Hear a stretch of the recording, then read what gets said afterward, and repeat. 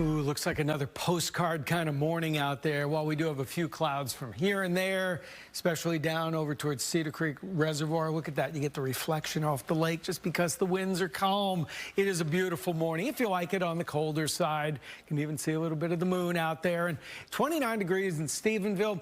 This morning is a little different. I mean, it's relatively calm when I say calm. We have a front that just went through, and the winds are out of the north at about 5 miles per hour. Not that it's a lot, but it is a north wind.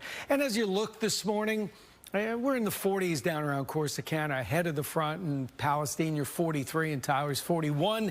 Here in the Metroplex, it's been clear overnight, just that the radar is on, and there's a lot of ground clutter. But the radar is picking up some pink stuff up to the north. It's not real. But I mean, it's real at 10,000 feet, and then it falls and evaporates on the way down. So we may see a cloud here, a cloud there this morning, but there's some drier air that's coming in for this afternoon. So like yesterday, the clouds in the morning should be out of here by this afternoon. The rain down south is kind of interesting because this is going to be a theme that you hear a lot more of.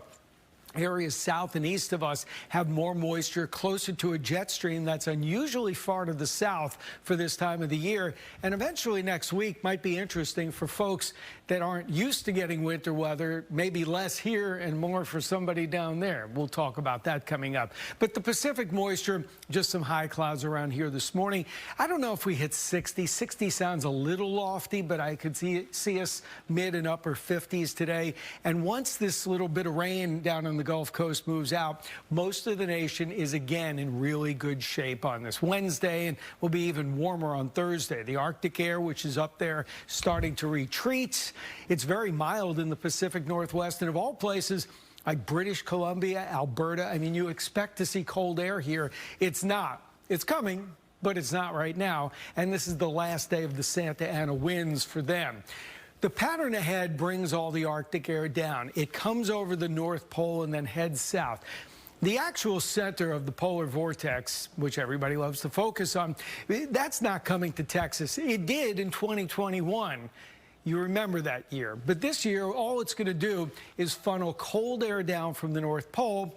And of course, the North Pole isn't like your vacation spot in the middle of January, so it is going to keep us well below average next week. And again, we could have some flakes in that cold air, but especially in South Texas of all places. But for us, the next 2 days, very quiet. We're in the 50s today, mid to upper 50s, light winds, sunshine in the afternoon. Tomorrow, we'll see some high clouds floating by, but temperatures over 60. That's why it's the pick day of the week. Should easily get into the low 60s tomorrow.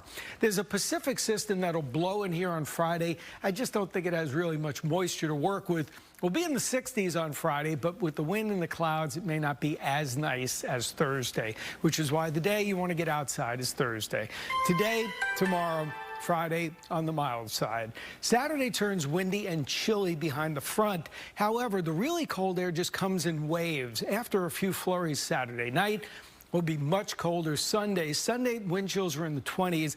The weekend, though, should feature a fair amount of sunshine both days, and we're above freezing. Monday, MLK holiday, is going to be a struggle to get above freezing. I mean, we're going to spend most of the day wind chills in the teens to around 20. And Tuesday is the day where a storm system may actually track south of us, of all places. Central and South Texas will be on the north side of it. So the better chance for at least some light snow might end up being down towards Waco, of all places.